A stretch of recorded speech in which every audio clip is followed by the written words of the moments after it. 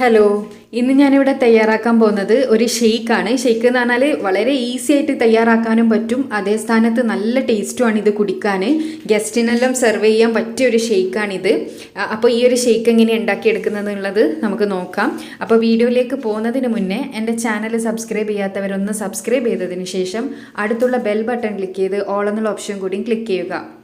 ഈ ഷെയ്ക്ക് ഉണ്ടാക്കിയെടുക്കാൻ വേണ്ടിയിട്ട് ഞാൻ കുരുവെല്ലാം കളഞ്ഞിട്ട് ഒരു കപ്പോളം ഈന്തപ്പഴം എടുത്ത് വെച്ചിട്ടുണ്ട്.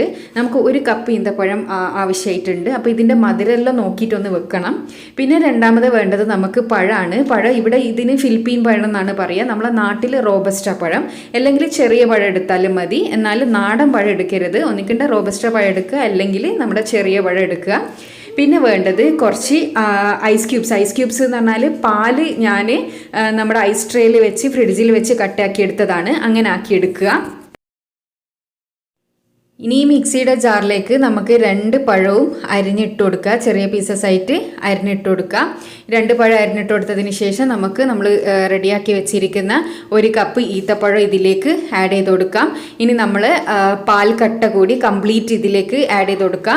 നമ്മൾ ഐസ് വെക്കുന്നതിൽ കംപ്ലീറ്റ് പാൽക്കട്ട ഉണ്ടാക്കിയെടുത്താൽ അതാണ് നല്ലത്. കംപ്ലീറ്റ് ഇട്ട് കൊടുക്കുക.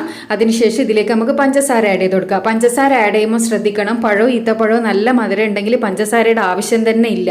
ഞാനിവിടെ 2 ടേബിൾ സ്പൂണോളം പഞ്ചസാര ആഡ് ചെയ്ത് കൊടുത്തിട്ടുണ്ട്. പിന്നെ 1 കപ്പ് മാത്രം പാൽ ഒഴിച്ച് കൊടുത്തിട്ടുണ്ട്. ഒരുപാട് പാൽ ഒഴിക്കണ്ട, 1 കപ്പ് മതി ഇതിന്. ഇനി ഇത് നല്ലവണ്ണം ഒന്ന് നമുക്ക് അടിച്ചെടുക്കണം.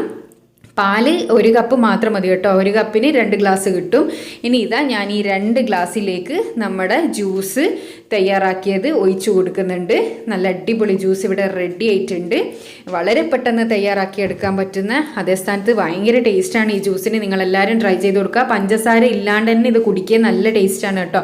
അപ്പോൾ പഞ്ചസാര യൂസ് ചെയ്യാത്തവർക്കെല്ലാം ഇത് നല്ലൊരു ജ്യൂസാണ് കുടിക്കാൻ. അപ്പോൾ ഇത് ഗസ്റ്റിന് സെർവ് ചെയ്യാനും എന്തെങ്കിലും പാർട്ടിയെല്ലാം ഉണ്ടാകുമ്പോൾ, ചെറിയ പാർട്ടിയെല്ലാം ഉണ്ടാകുമ്പോൾ സെർവ് ചെയ്യാനെല്ലാം വളരെ ടേസ്റ്റി ആയിട്ടുള്ള ജ്യൂസാണ്. അപ്പോൾ എല്ലാവരും ട്രൈ ചെയ്ത് നോക്കുക, അഭിപ്രായം അറിയിക്കുക, ലൈക്ക് ചെയ്യുക, ഷെയർ ചെയ്യുക, കമൻറ്റ് ചെയ്യുക. എൻ്റെ ചാനൽ സബ്സ്ക്രൈബ് ചെയ്യാത്തവരൊന്ന് സബ്സ്ക്രൈബ് ചെയ്യുക. അപ്പം വീണ്ടും നല്ലൊരു റെസിപ്പി ആയിട്ട് കാണുന്നത് വരെ താങ്ക്സ് ഫോർ വാച്ചിങ്.